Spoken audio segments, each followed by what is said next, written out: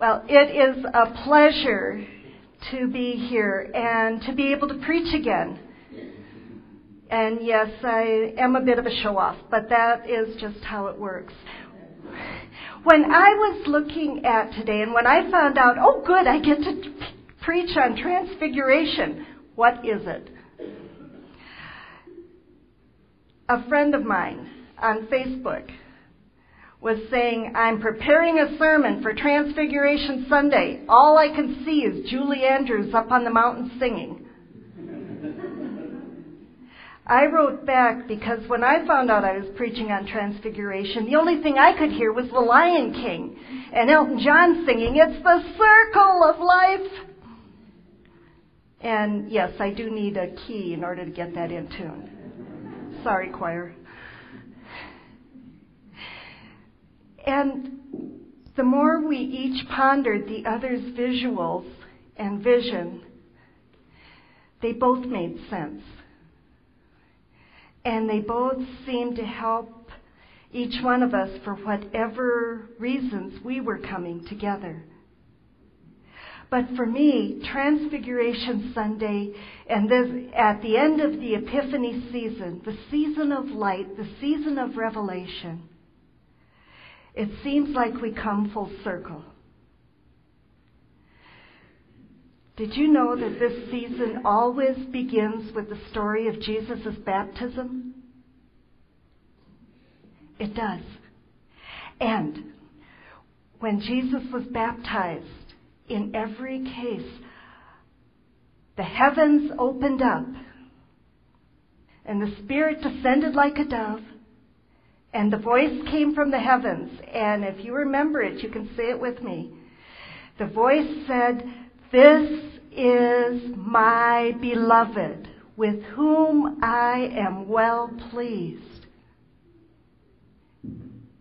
And we come to the very end.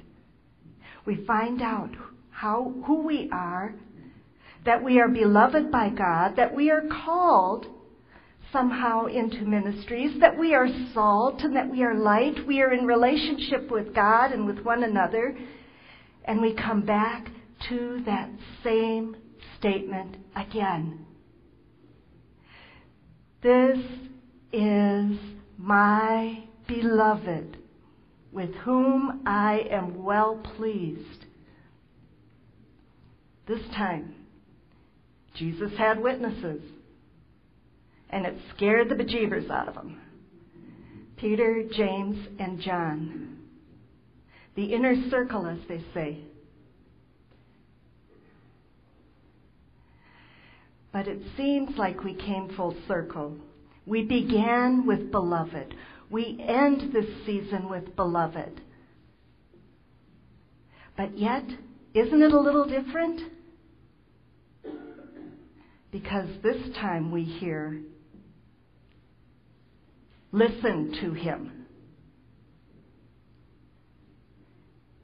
We may have come full circle, but we are not stuck in a circle.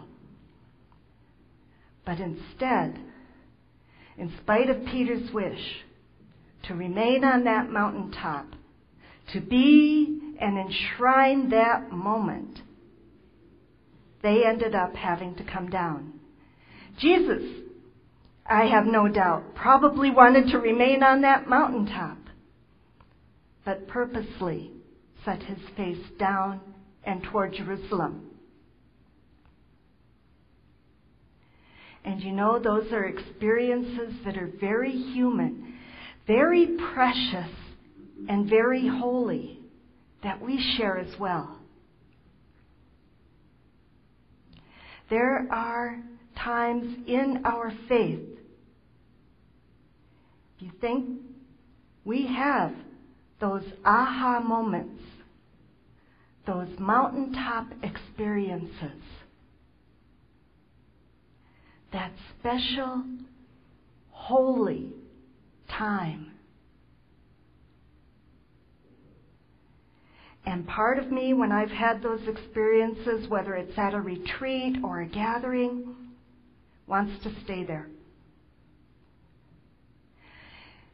Let the world go by, I want to get off. And yet, part of me knows that those experiences do have their conclusion. But here's where the good news comes in. Because not only are these experiences limited by their nature, and we do have to return to the world, but, and this is a huge but, we have the option, the chance, the opportunity to be returned into this world transformed.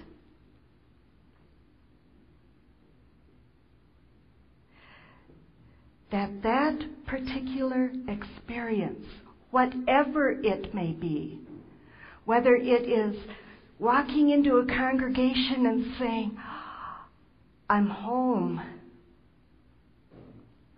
or it is gathering in a prayer and saying, surely God was in this place.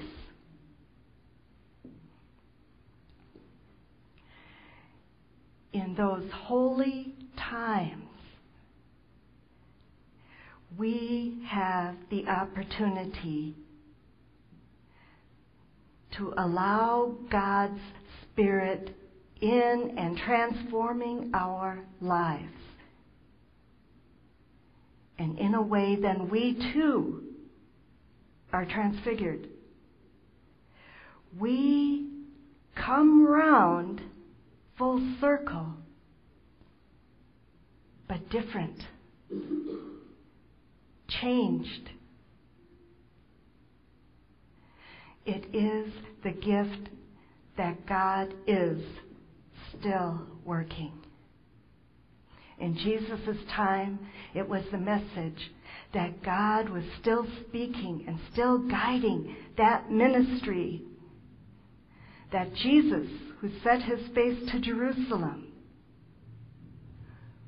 was still ministering. That the disciples, who followed, sometimes totally confused, would bear witness to these events and would continue that ministry on and invite others into God's transforming work of love.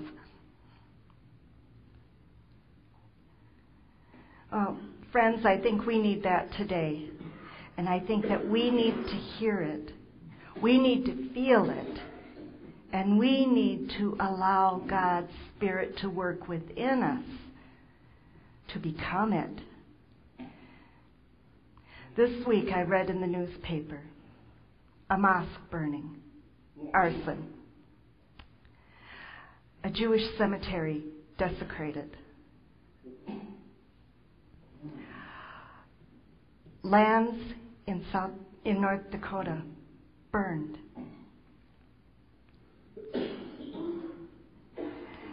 And immigrants stopped. Sometimes even U.S. citizens, because they happen to be brown, stopped.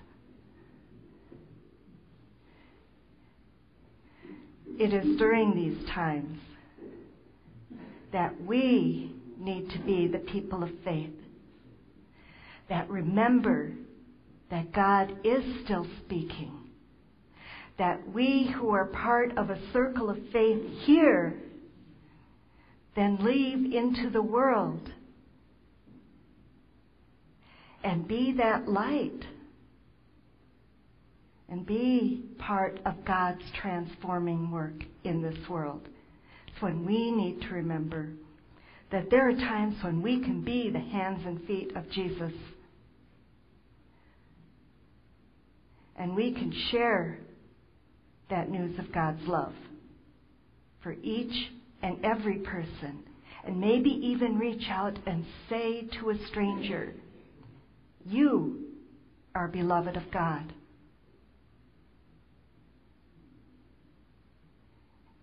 It's an incredible vision. And it may start at a mountaintop, but it does come full circle and leaves us transformed, changed. Thanks be to God. Amen.